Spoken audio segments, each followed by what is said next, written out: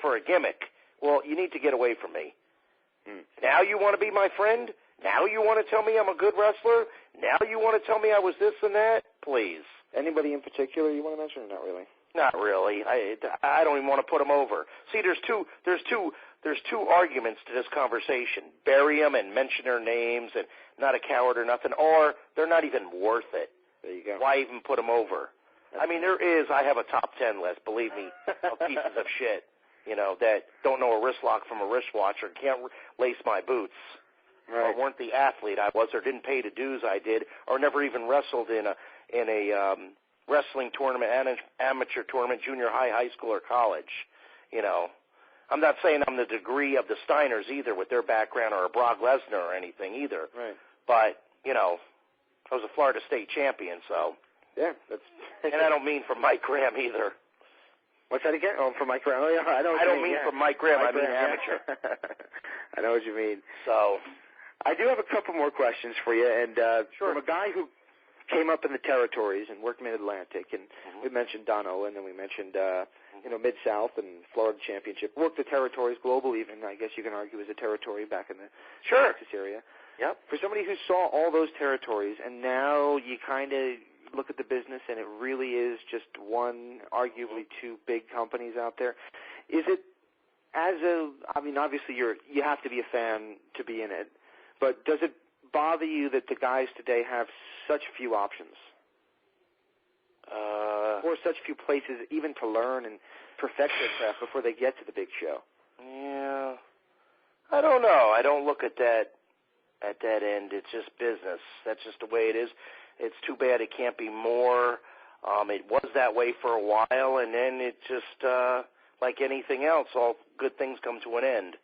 You think it'll ever head back that way? I don't think so, but never say never in the wrestling business. Fair point.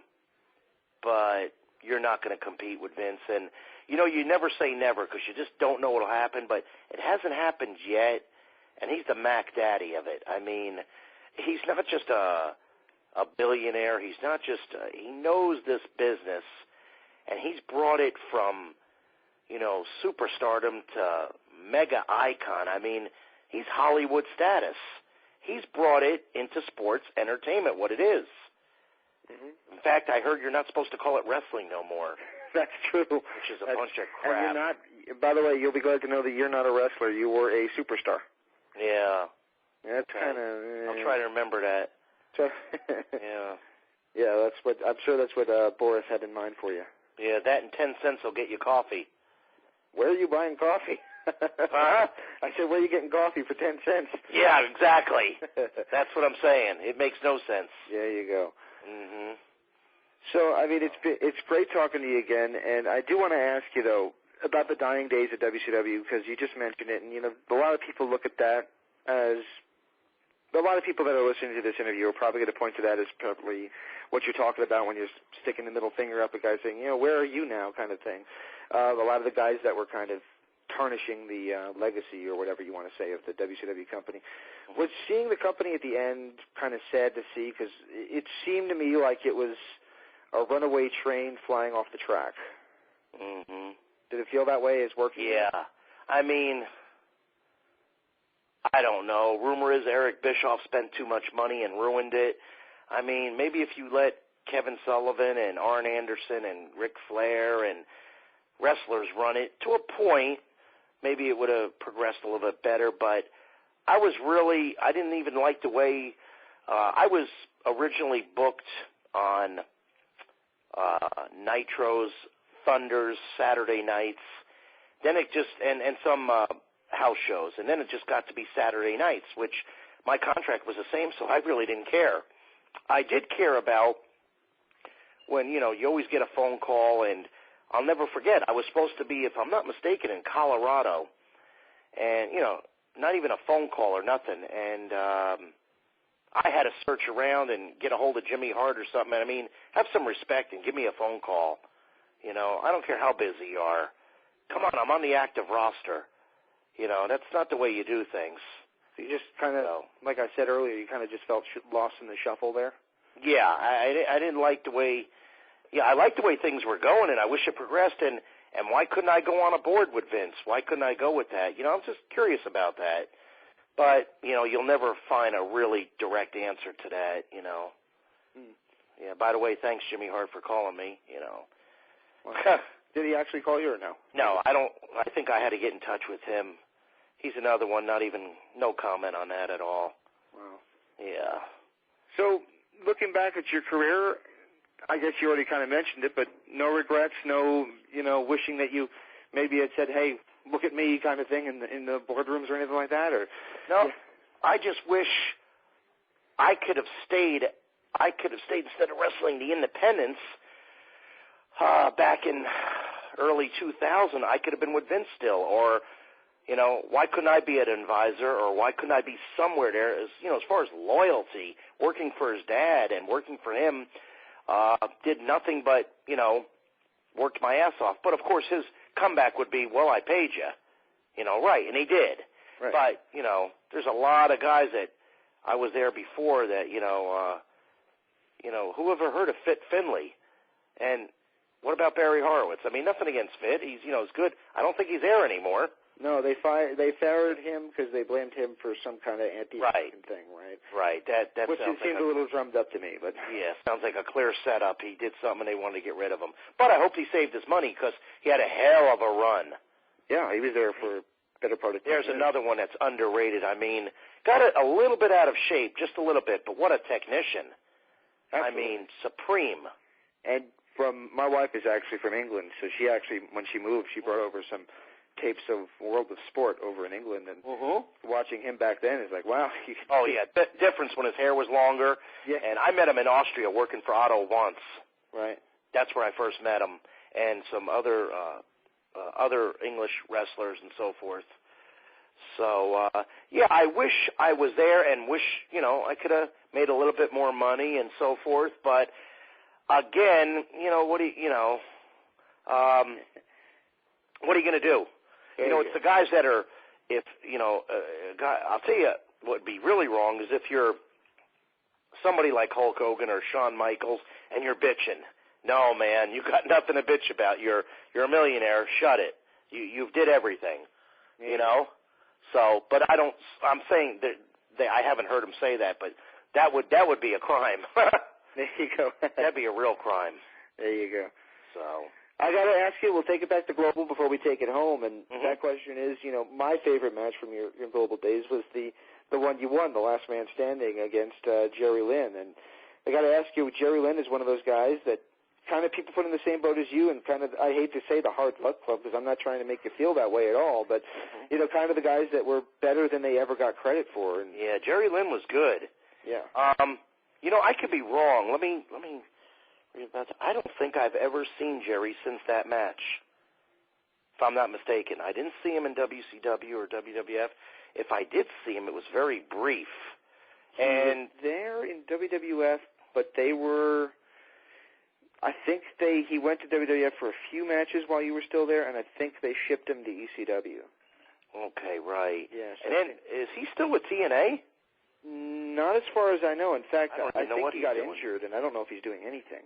Yeah. He did get injured. He was working hardcore with ROH, Ring of Honor, and last I heard, he got injured a little less than a year ago. He was going to come in and wrestle RVD for a ECW tribute show they were putting on over there, and he got hurt. And I know that there have been some benefit shows to try to raise money to pay his bills. Oh, really? Yeah, but that's the only thing I've heard about him in the past several months. Oh. Hope he's doing all right. Yeah, I think that could be the last time I seen him was when I wrestled him. Yeah, he's a good guy, quiet guy, stayed in shape, fantastic wrestler, and of course one of my a lot of my favorite and friends come from Minnesota, so have an utmost respect for people from Minnesota area and also Canada. Very cool. Yeah, it's real cool. Another thing that we should throw in that mix, I think every professional wrestler needs to break in Japan. Now, Japan that's an interesting question. Why do you say that? The strong style or what?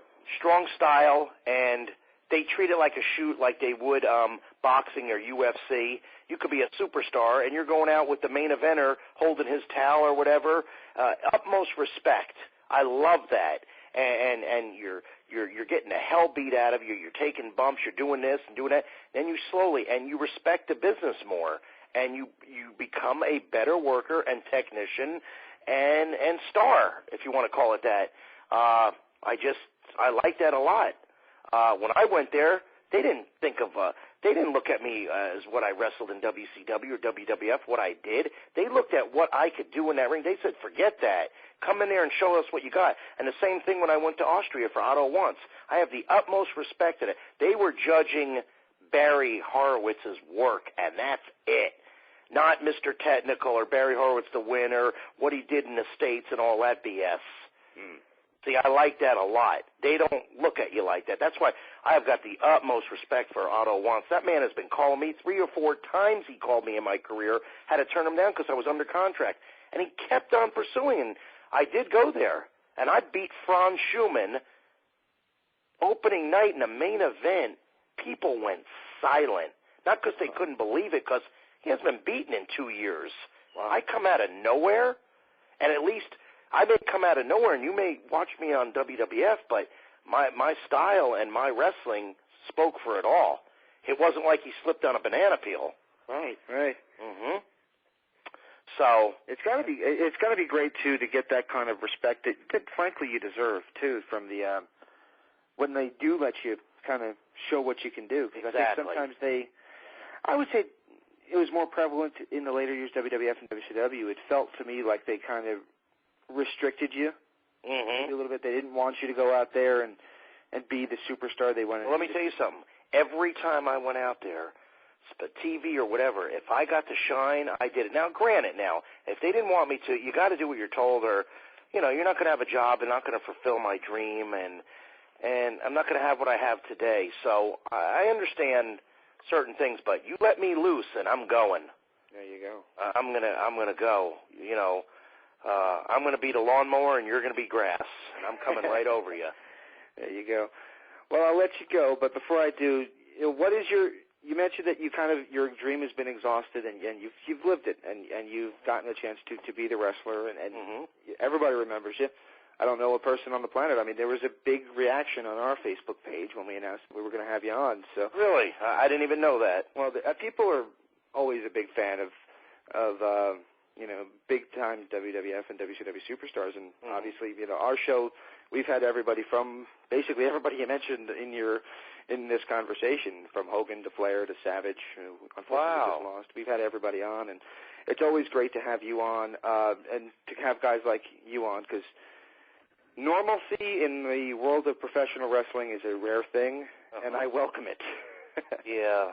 So guys got to learn to separate. You don't take your gimmick home with you. You're not really the world heavyweight champion when you go home. Exactly. Okay, you're not. You're not. Well, you're not your gimmick.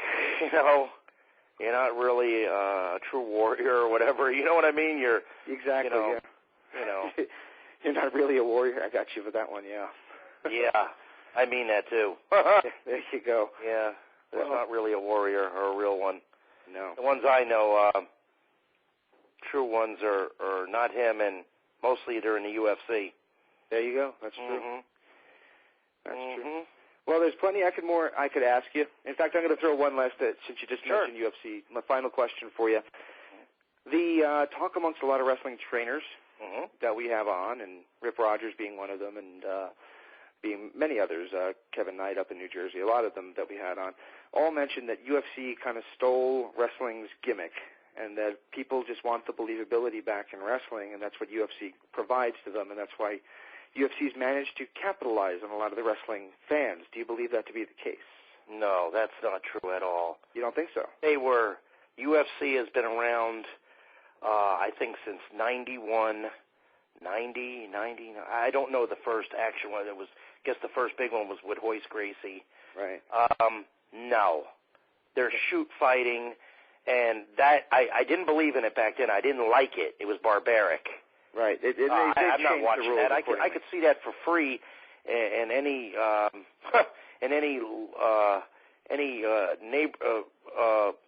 neighborhood